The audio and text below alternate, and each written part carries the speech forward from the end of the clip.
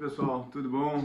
Estamos de volta com mais uma videoaula aí para falar mais um pouquinho sobre o direito do consumidor. No nosso encontro passado a gente falou sobre responsabilidade civil, né, um tema bem complexo e que envolve diversos artigos do CDC. E hoje a gente tem uma temática que é a continuidade do estudo da responsabilidade civil, que é a desconsideração da personalidade jurídica no Código de Defesa do Consumidor.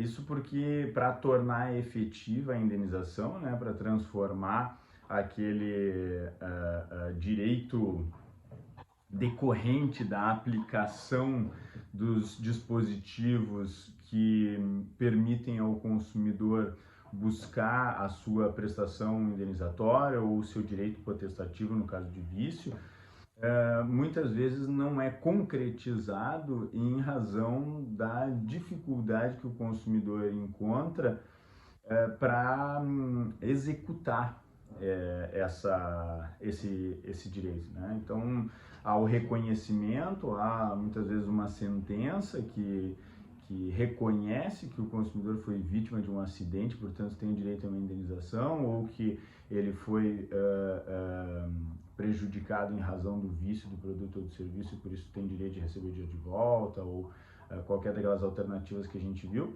e ele não consegue lograr êxito, muitas vezes, por exemplo, porque a empresa foi à falência, né?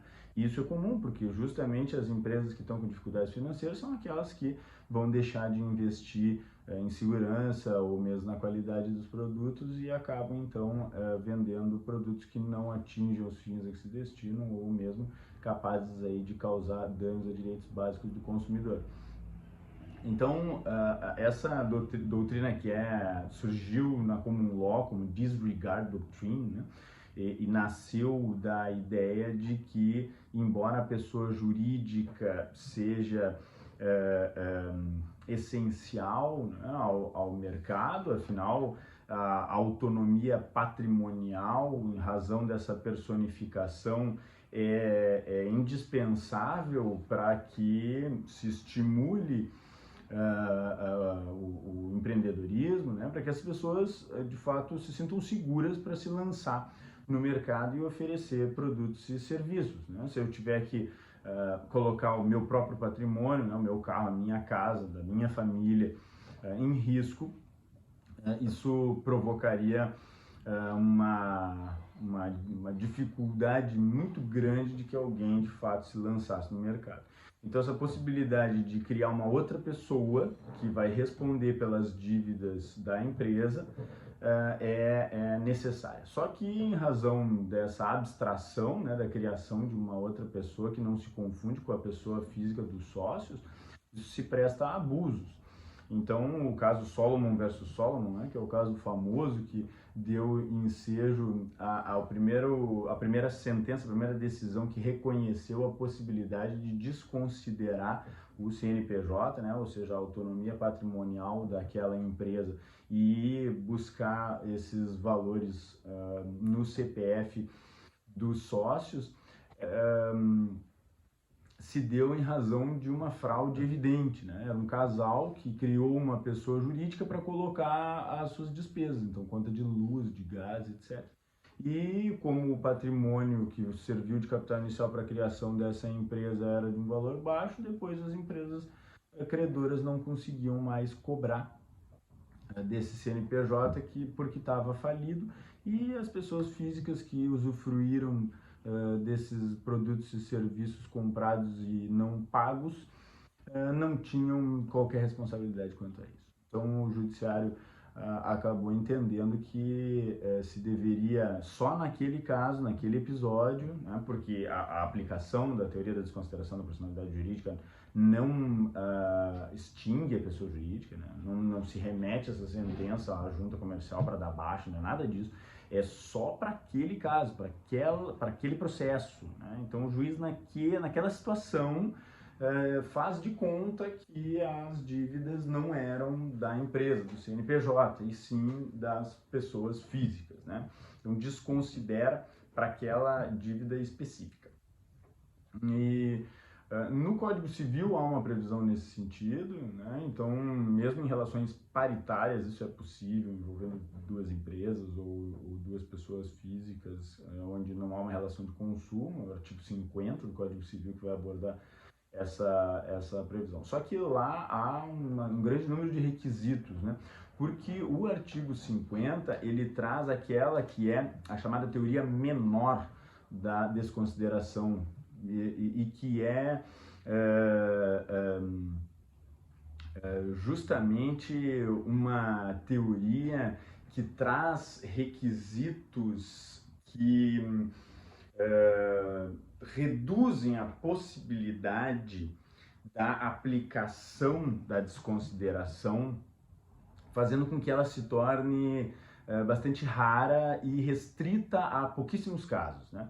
Então, embora haja uma certa confusão, né? Acho até que eu me confundi aqui agora. Eu disse, não tem que olhar o vídeo de novo, mas é a teoria maior, que é a do Código Civil. A teoria maior, vamos deixar isso bem claro, a teoria maior é a do Código Civil, chamada de teoria maior da desconsideração da personalidade jurídica. A teoria maior do Código Civil é menos abrangente.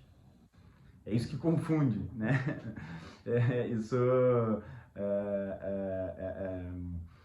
A nomenclatura acaba não sendo tão clara, né? Pode atrapalhar. A teoria menor é a do Código de Defesa do Consumidor.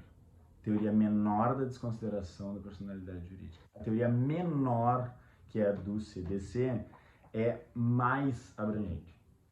E está prevista lá no artigo 28. E a teoria maior, que é a do Código Civil, exige a demonstração por parte do credor de confusão patrimonial ou fraude, desvio de finalidade. Então é necessário que haja uma demonstração de que a empresa foi utilizada com essa finalidade de deixar de pagar, né, as suas dívidas, né? Enquanto que no Código de Defesa do Consumidor, o CDC adotou a teoria menor, que não traz tantos requisitos. E o artigo 28, principalmente nos seus parágrafos ali, vai permitir que o juiz desconsidere a personalidade jurídica para permitir que o consumidor tenha acesso, então, a essa indenização. E o parágrafo 5º vai dizer também será desconsiderada sempre que sua personalidade for, de alguma forma, obstáculo ao ressarcimento de prejuízos causados aos consumidores.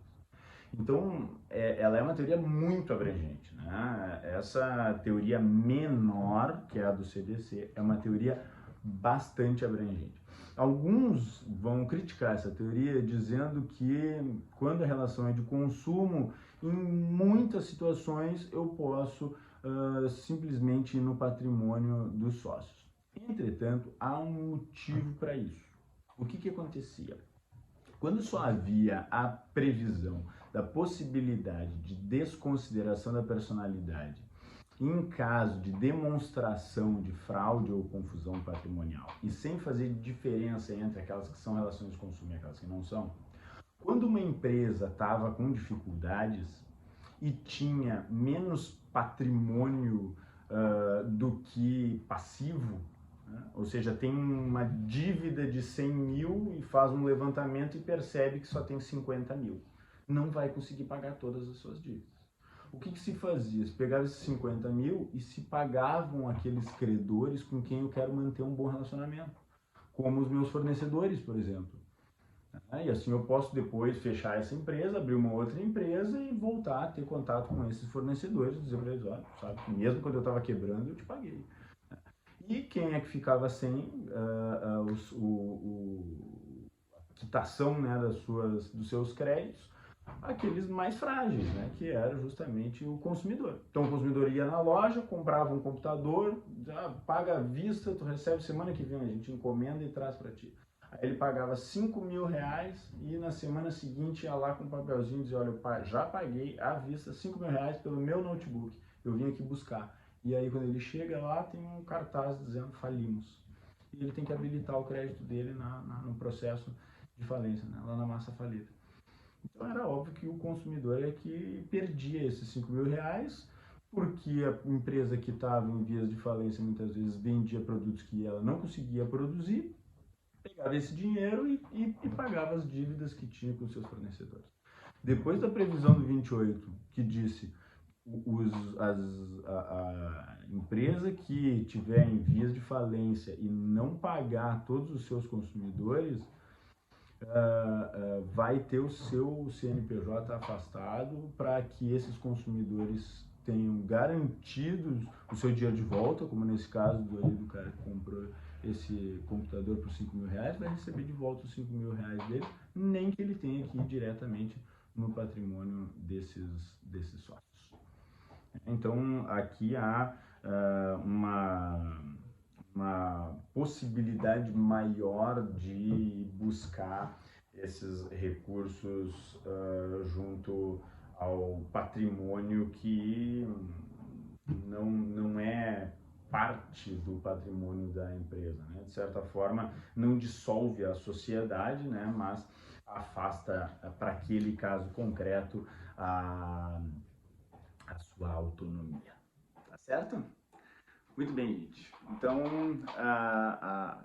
aqui a gente fecha a responsabilidade civil e com a teoria da desconsideração a gente conclui também o aspecto prático, né, verificando então como garantir aí o pagamento desse direito do consumidor decorrente dessa indenização. E a partir de agora a gente passa a falar então das práticas comerciais. Então, no próximo vídeo a gente fala um pouquinho sobre oferta, sobre publicidade, etc. Tá bom? Até a próxima. Valeu!